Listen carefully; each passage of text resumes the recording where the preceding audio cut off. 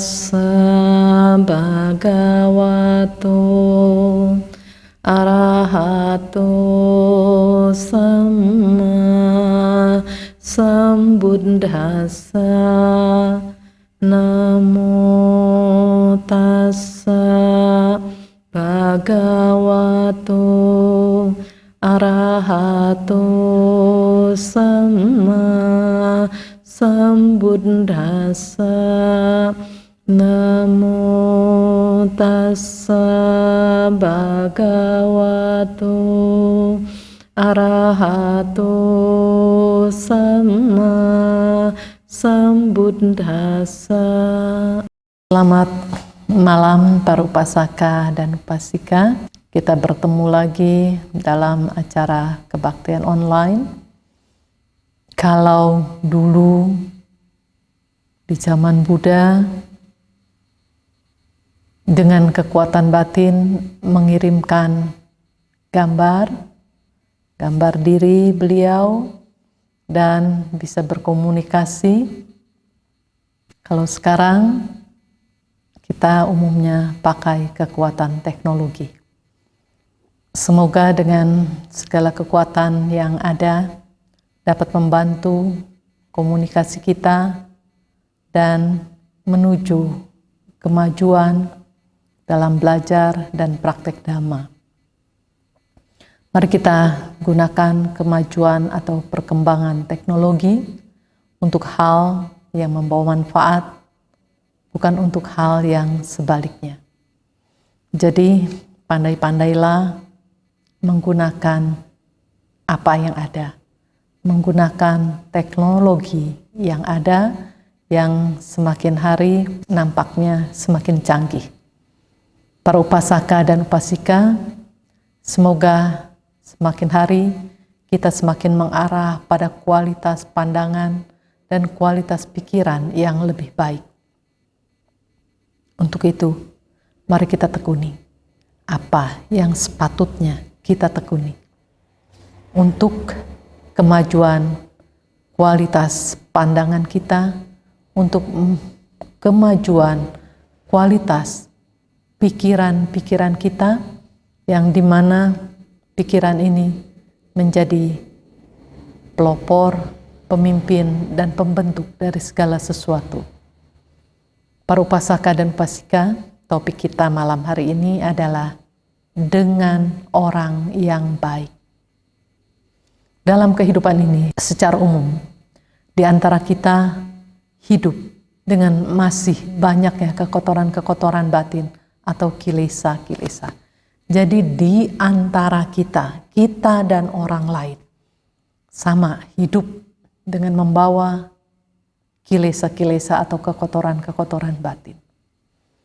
Banyak orang yang bilang bila ada anggota keluarga atau kerabatnya atau sanak saudaranya yang memiliki tabiat yang kurang bagus atau bahkan tabiatnya tidak bagus, itu semua katanya karena terpengaruh oleh lingkungan, atau di antaranya yang membentuk tabiat tersebut adalah pengaruh lingkungan, selain pendidikan di rumah dan juga di tempat lainnya.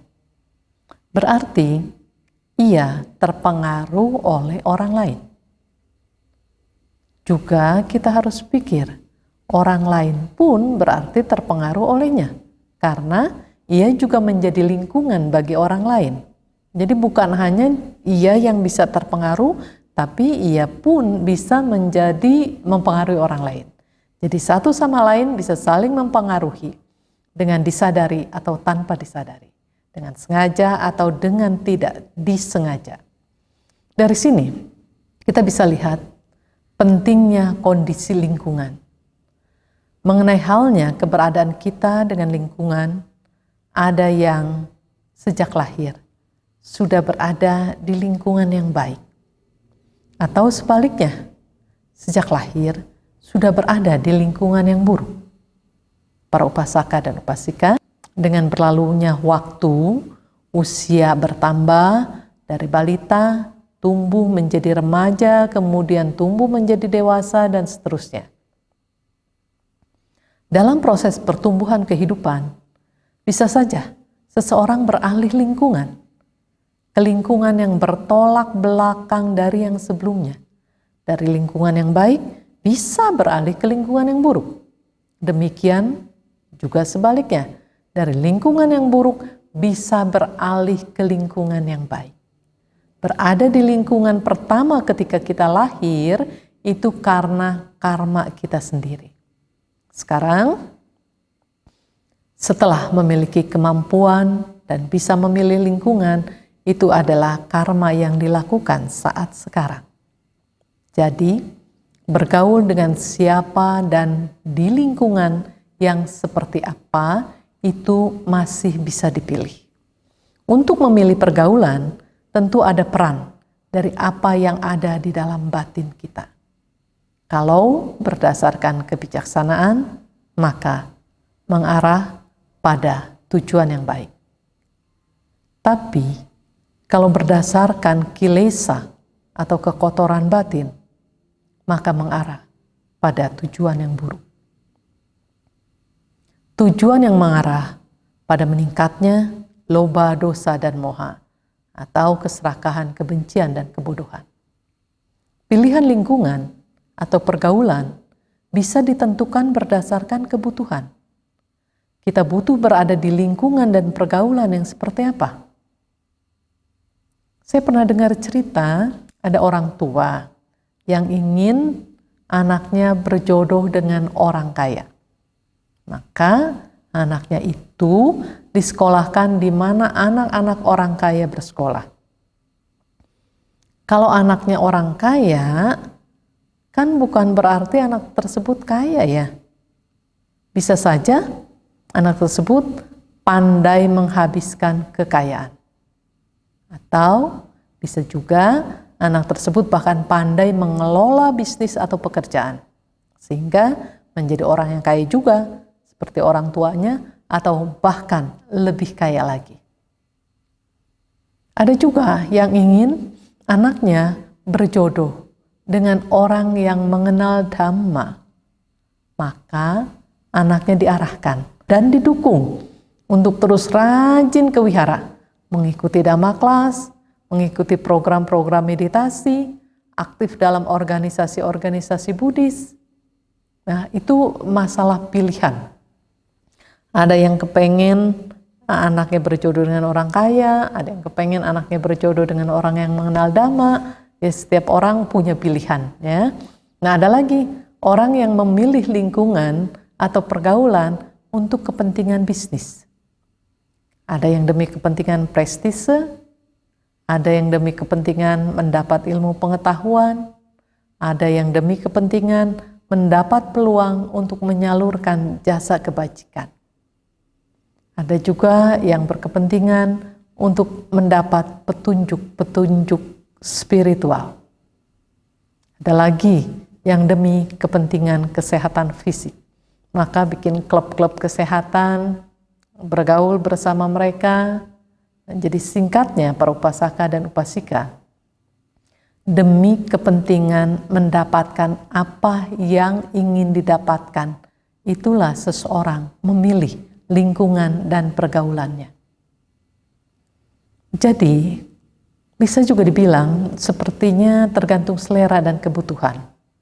Seperti memilih menu makanan. Ada juga orang yang tidak masalah dengan menu makanan apapun, yang penting bisa dimakan. Demikian juga dengan pergaulan, katanya yang penting punya teman, terlepas dari teman itu baik atau buruk. Karena katanya ada orang yang nggak bisa hidup kalau nggak ada teman gitu. Jadi asal dapat teman dan ya lingkungan di mana aja, pokoknya yang penting ada teman aja. Sebagaimana yang tertulis dalam sutta dan kita bisa buktikan tentunya bahwa apabila daun dipakai untuk membungkus ikan, maka daun itu akan bau amis karena baunya ikan. Dan apabila daun itu dipakai untuk membungkus bunga yang harum, maka daun itu akan menjadi harum karena harumnya bunga. Demikian juga bila pergaulan buruk maka bisa terkontaminasi dengan yang buruk. Demikian juga upasaka dan upasika. Sebaliknya, bila pergaulan baik, bisa terkontaminasi dengan hal-hal yang baik.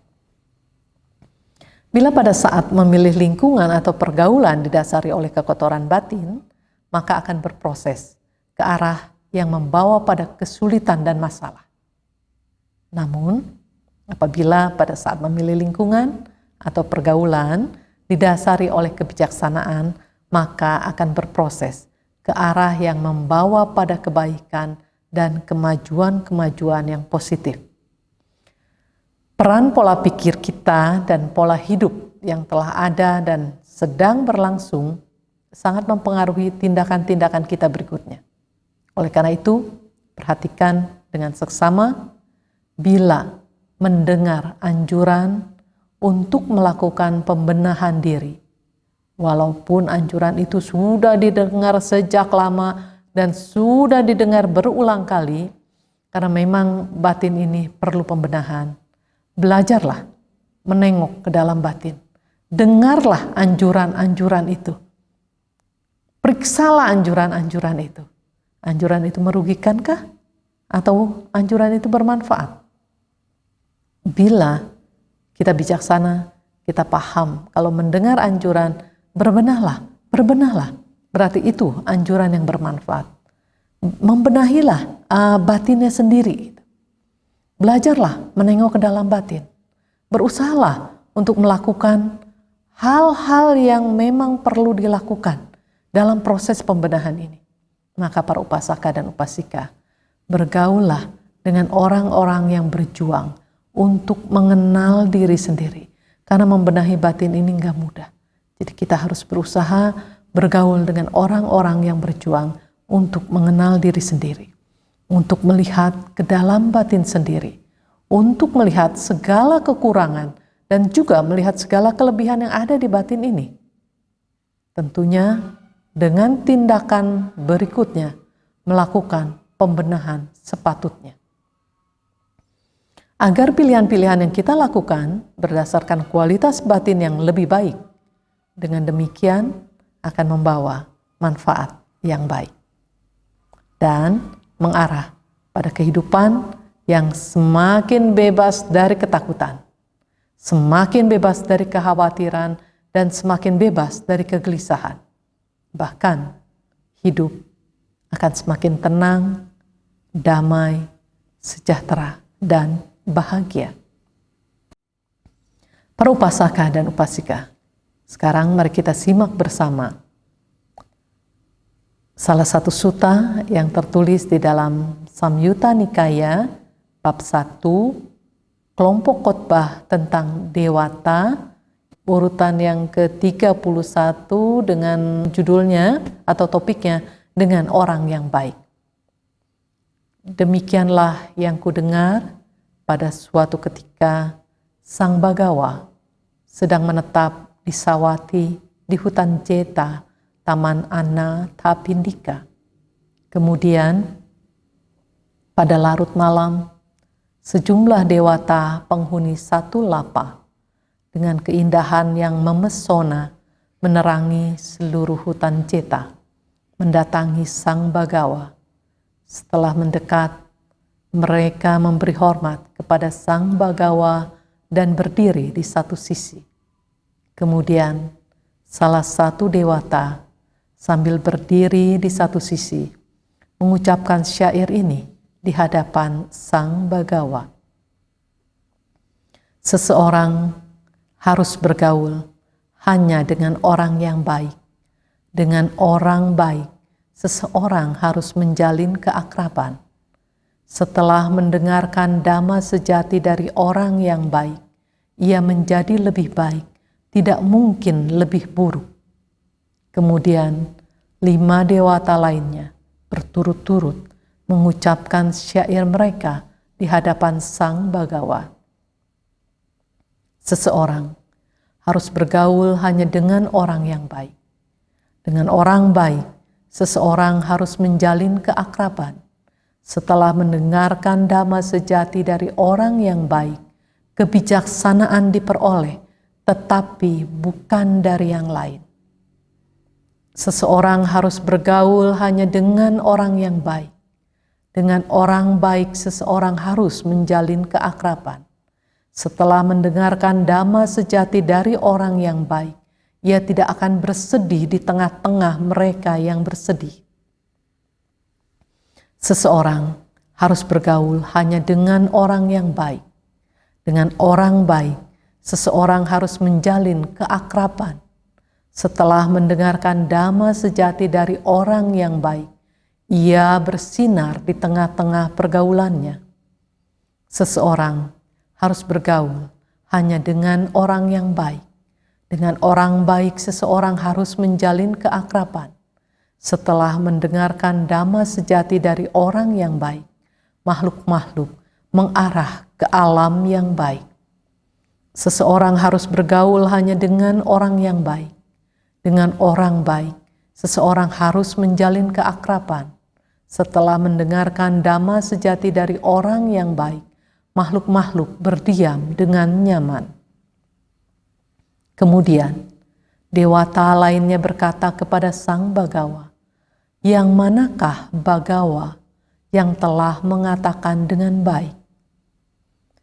"Kalian semua telah mengatakannya dengan baik, tetapi dengarkanlah aku juga." Seseorang harus bergaul hanya dengan orang yang baik. Dengan orang baik, seseorang harus menjalin keakraban. Setelah mendengarkan dhamma sejati dari orang yang baik, ia terbebas dari segala penderitaan. Ini adalah apa yang dikatakan oleh Sang Bagawa. Dengan gembira, para dewata itu memberi hormat kepada Sang Bagawa, dan dengan Sang Bagawa tetap di sebelah kanan, mereka lenyap dari sana. Para upasaka dan upasika, tadi kita telah simak bersama apa yang tertulis dalam Samyutta Nikaya bab 1 urutan ke-31. Sekarang mari kita berusaha untuk menganalisanya atau berusaha untuk memahaminya. Karena memang kita dianjurkan untuk itu, agar kita setelah menganalisa bisa memahami dengan cara yang benar, agar kita bisa belajar mengenal dhamma sejati dan terhindar dari dhamma yang palsu. Sesuatu yang dinyatakan sebagai dhamma sejati, padahal itu tidak demikian. Dalam sutta tersebut, para dewa mengungkapkan syairnya masing-masing. Dalam setiap syairnya terdiri dari 4 bait. Bait pertama sampai ketiga itu sama. Yang berbeda hanya bait yang keempat. Bait pertama sampai ketiga adalah seseorang harus bergaul hanya dengan orang yang baik. Dengan orang baik, seseorang harus menjalin keakraban.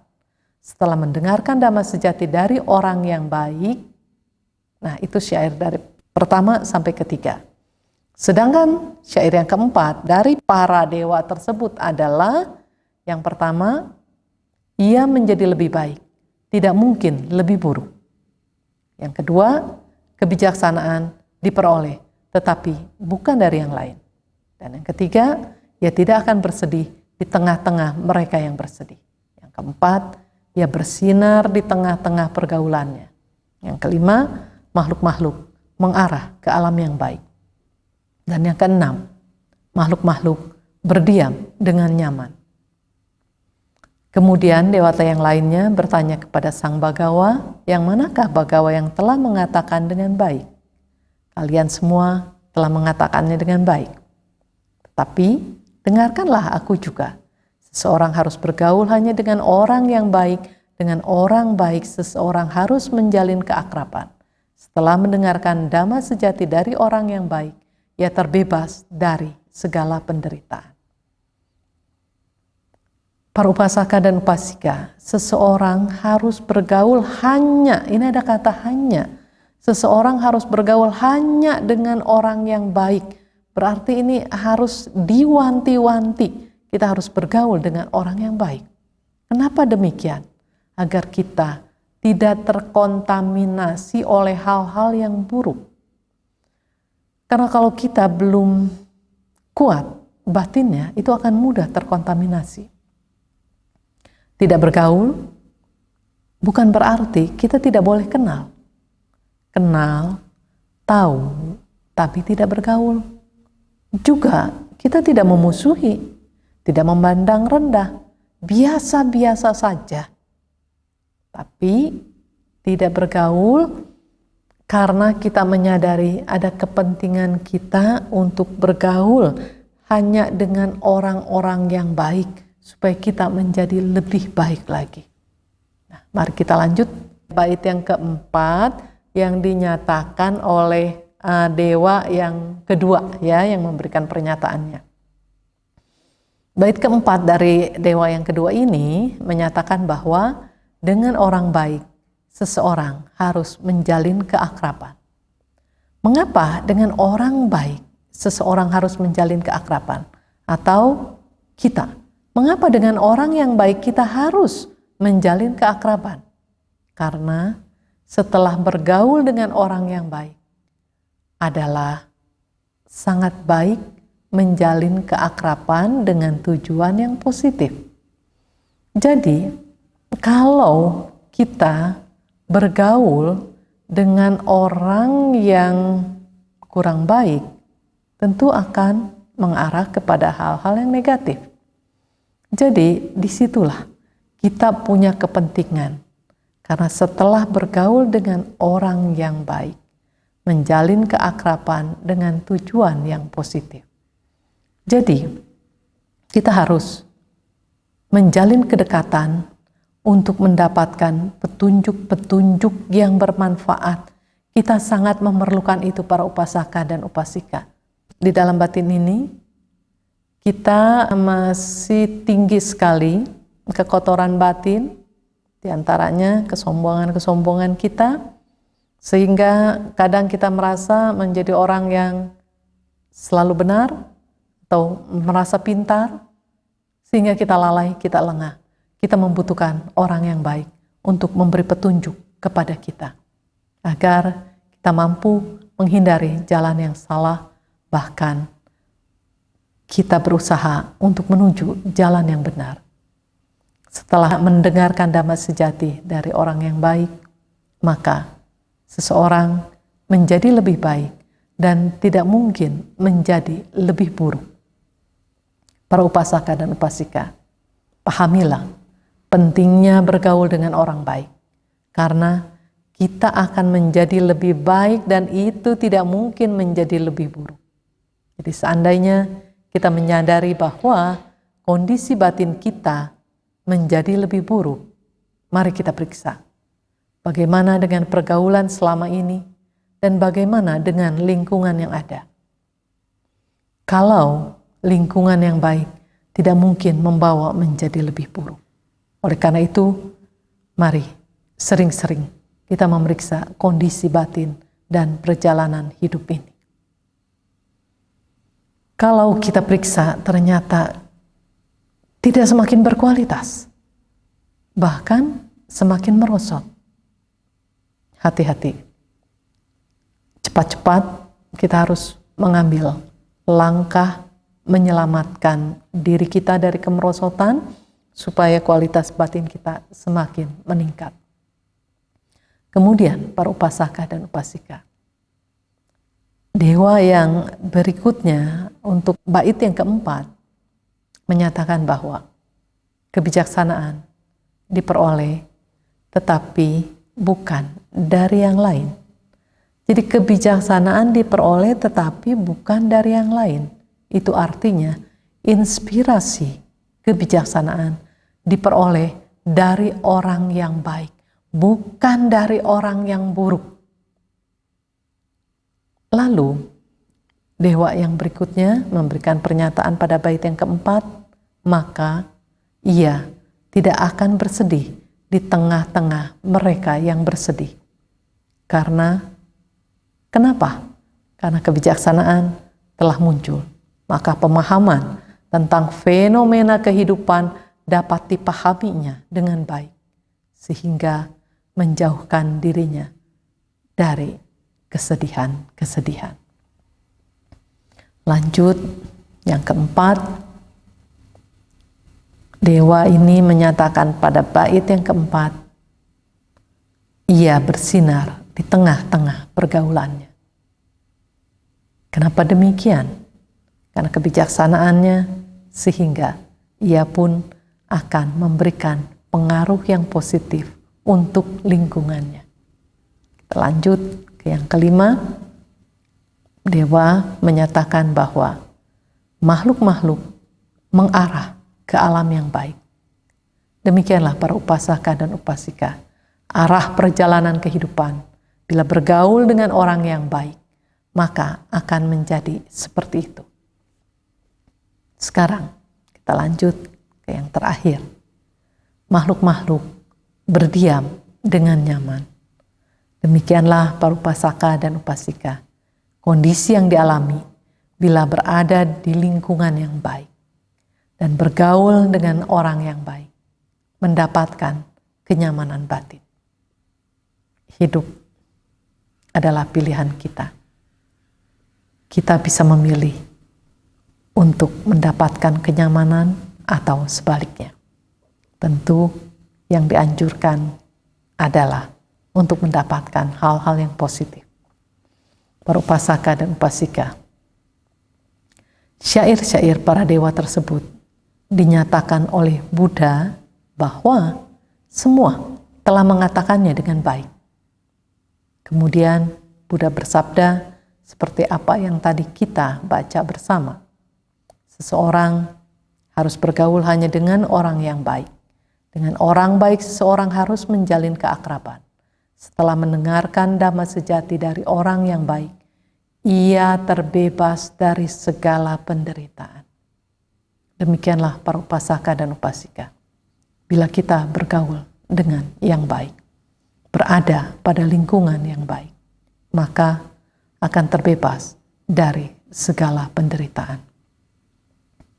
Biarlah kita bisa membawa diri ini untuk bertemu dengan orang-orang yang baik, dengan lingkungan yang baik, agar kita tidak tersesat dalam samsara, bahkan mampu keluar dari samsara. Mari kita tinggalkan sesuatu yang patut kita tinggalkan, dan mari kita perjuangkan sesuatu yang patut kita perjuangkan.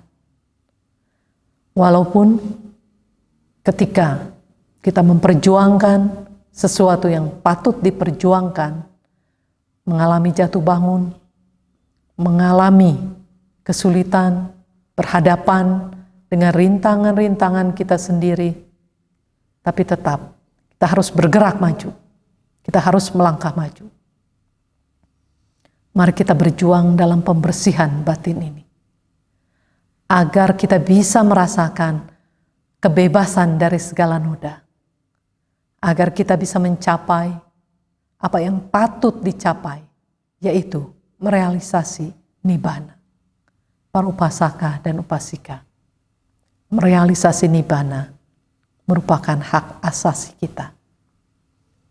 Jalan telah dengan sempurna dibabarkan oleh Sang Bhagawa. Mari kita bentuk diri kita ini, kita bentuk batin kita ini menjadi siswa Buddha yang baik, yang mampu mengikuti arahan, bimbingan, petunjuk beliau, agar kita merasakan kebebasan dari segala noda, bebas dari segala derita, dan mencapai kebahagiaan sejati, terrealisasinya nibbana. Sadhu, sadhu, sadhu. Terima kasih para upasaka dan upasika atas segala perhatiannya. Semoga perjumpaan kita ini membawa manfaat.